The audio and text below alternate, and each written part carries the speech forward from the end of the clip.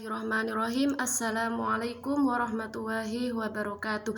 Nama saya Rofika Wahyuni, nomor NIM 2018 096 01 16 31. Di sini saya akan membacakan materi dari kelompok 1, yaitu tentang definisi dan ragam-ragam media pembelajaran, di mana media pembelajaran yang memuat informasi dan pengetahuan pada umumnya digunakan untuk membuat proses belajar menjadi lebih efektif dan efisien. Selain itu, media pembelajaran juga dapat membuat aktivitas belajar menjadi lebih menarik sehingga dapat meninggalkan motivasi belajar siswa. Dengan menggunakan media dan teknologi dalam pembelajaran, proses penyampaian pesan, informasi, dan pengetahuan antara pengirim dan penerima dapat berlangsung dengan efektif dan efisien. Nah, di sini ada definisi media. Penggunaan definisi media sebagai sarana pembelajaran telah lama dilakukan, yaitu sejak manusia melaksanakan proses dan aktivitas belajar. Media yang memuat informasi dan pengetahuan pada umumnya digunakan untuk tujuan membuat proses belajar menjadi lebih efektif dan efisien. Manusia menciptakan teknologi berdasarkan penguasaan pengetahuan yang telah dimiliki. Nah, pada hakikatnya teknologi diciptakan dengan tujuan untuk memudahkan manusia dalam melakukan tugas dan aktivitas kehidupan. Perkembangan teknologi di sini teknologi komunikasi digital yang berlangsung pesat seperti yang terjadi saat ini memiliki pengaruh yang signifikan terhadap semua aspek kehidupan manusia, termasuk di dalamnya bagaimana manusia melakukan aktivitas belajar. Dengan melakukan proses belajar, seseorang akan memiliki pengetahuan, keterampilan, dan sikap yang diperlukan untuk menjalani kehidupan. Sebagai contoh, jika Anda membaca buku, maka buku dalam hal ini dapat berfungsi sebagai sebuah medium. Penulis buku melalui isi buku yang ditulisnya berupa untuk mengomunikasikan pesan dari informasi tertentu kepada Anda. Upaya penulisan untuk mengomunikasikan isi dan materi buku disebut dengan istilah encoding. Adapun upaya Anda sebagai pembaca yang berupaya untuk memahami isi buku disebut juga dengan istilah decoding. Nah, ragam dan klasifikasi media.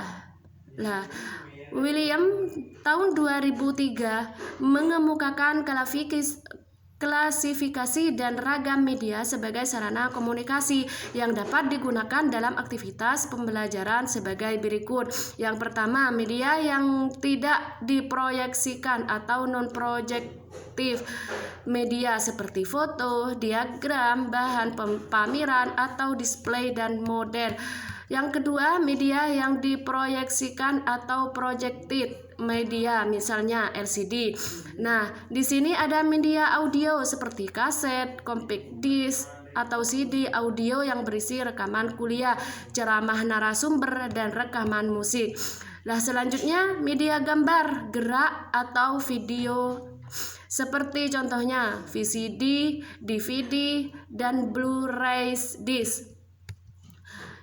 Nah, di sini juga ada pembelajaran berbasis komputer dan multimedia dan jaringan komputer.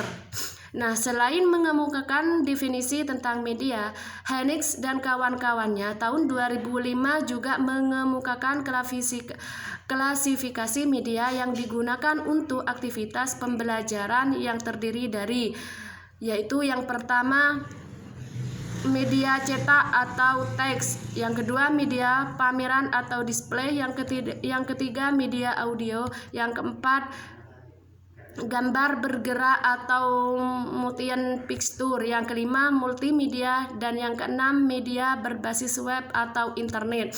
Nah, di sini juga ada media cetak media cetak yaitu merupakan jenis media yang telah lama digunakan sebagai sarana dalam aktivitas belajar. Di sini juga ada media grafis dan media pameran atau display. Media digunakan sebagai sarana informasi dan pengetahuan yang menarik bagi penggunanya. Sama halnya seperti media cetak, jenis media pembelajaran ini juga bervariasi mulai dari benda sesungguhnya yang disebut dengan istilah realia, sampai kepada benda tiruan yang berupa replika dan model.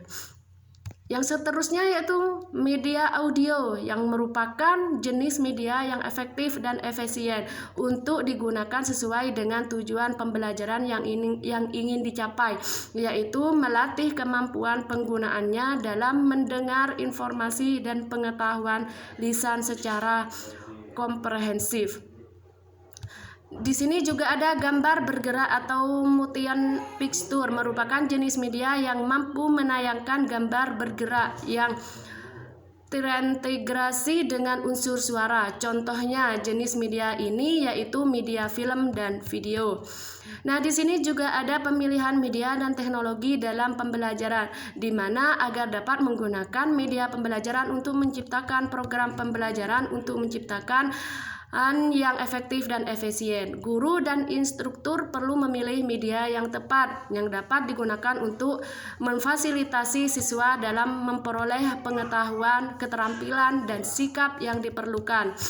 Nah, di sini ada action, di mana action yaitu merupakan singkatan dari access, cost, teknologi, interactivity, dan organization change. Novelty, speed, action, yaitu merupakan pedoman yang dapat digunakan untuk memilih jenis media dan bahan pembelajaran yang dapat digunakan untuk mendukung aktivitas pembelajaran. Nah, konklusi. Perkembangan teknologi komunikasi digital yang berlangsung pesat seperti saat ini memiliki pengaruh yang signifikan terhadap semua aspek kehidupan manusia, termasuk di dalam bagaimana manusia melakukan aktivitas belajar. Pada dasarnya, ragam media dan teknologi yang dapat digunakan untuk memperoleh informasi dan pengetahuan dapat diklasifikasikan menjadi satu, media yang tidak diproyeksikan atau non-projektif, media seperti foto, diagram, bahan pameran atau display media, dan model.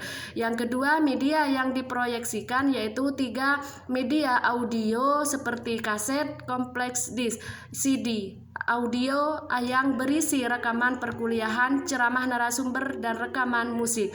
Yang keempat, media gambar gerak atau media video seperti VCD, DVD, dan Blu-ray disc. Yang kelima, pembelajaran berbasis komputer, serta yang keenam, multimedia dan jaringan komputer.